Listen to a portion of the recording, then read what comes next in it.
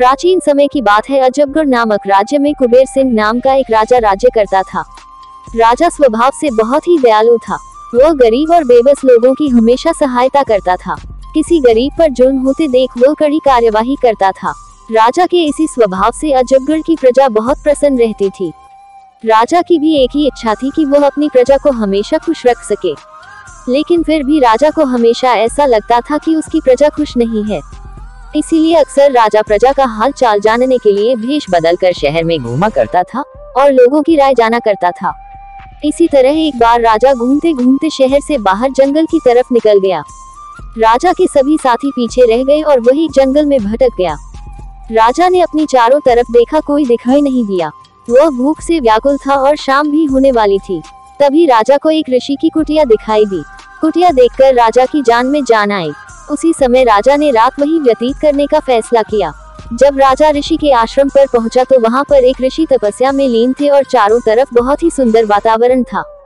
चिड़िया चहक रही थी, पेड़ों से रस भरे फल लटक रहे थे और वातावरण बिल्कुल शांत प्रतीत होता था। राजा ने घोड़े से उतरकर ऋषि के समीप जाकर प्रणाम किया। ऋषि ने वह आवाज सुनकर आंखें खोली तो एक सुंदर नौजवान युवक को सामने पाया, जिसके मुख से तेज झलक रहा था। राजा को देखकर ऋषि सब कुछ समझ गए। राजा ने ऋषि से रास्ता भटक जाने की बात बताई और वहां रात गुजारने के लिए अनुमति मांगी। ऋषि ने राजा को रुकने की अनुमति दे दी और राजा को खाने के लिए स्वादिष्ट फल दिए।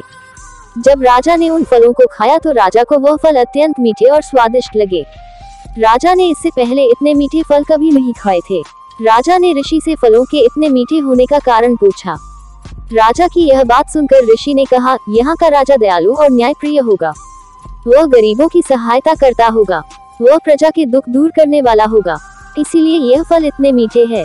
लेकिन राजा को इन सब बातों पर यकीन नहीं हो पा रहा था। पर राजा इन बातों को झुठला भी नहीं पा रहा था। इसीलिए राजा ने निरीक्षण करने का निर्णय लिया। सुबह होते ही राजा शहर की तरफ निकल पड़ा और राजधानी में वापस पहुंचने के बाद उसने अत्याचार करना शुरू कर दिया। उसने प्रजा पर कर बढ़ा दिए। अब राजा गरीबों को परेशान करने लगा। पूरे राज्य में हाहाकार मच गया। ठीक 1 महीने बाद राजा फिर उसी जंगल में उस आश्रम पर जा पहुंचा। जब राजा ने उस आश्रम को देखा तो वह भौचक्का रह गया, क्योंकि जहां पर पहले पेड़ हरे भरे थे वह सब पेड़ सूख रहे थे। फलों में कीड़े लग रहे थे, चिड़िया सीख रही थी। तभी घोड़े की आहट पाकर ऋषि अपनी कुटिया से बाहर आए और राजा को बिठाया। ऋषि ने राजा को ताजी फल खाने के लिए दिए। जब राजा ने फलों को खाया तो उसका पूरा मुंह कड़वाहट से भर गया। राजा ने ऋषि से फलों की कड़वाहट का कारण पूछा। राजा किस बात का जवाब देते हुए ऋषि ने कहा, अब यहाँ का राजा बदल गया है, जो प्रजा को दुखी करता है और प्रजा में कड़वाहट फैलाता है। इसीलिए सभी फलों का स्वाद कड़वा हो गया है। यह सब देखकर राजा बहुत प्रभावित हुआ और ऋषि को प्रणाम कर वापस लौट आया। राजा ने अगले दिन से ही पहले जैसा राज्य चलाने लगा। वह फिर से लोगों की सहायता करने लगा और उसके बदलने से फलों और प्राकृतिक में फिर से स्वाद आ गया और प्रजा फिर से सुखी रहने लगी।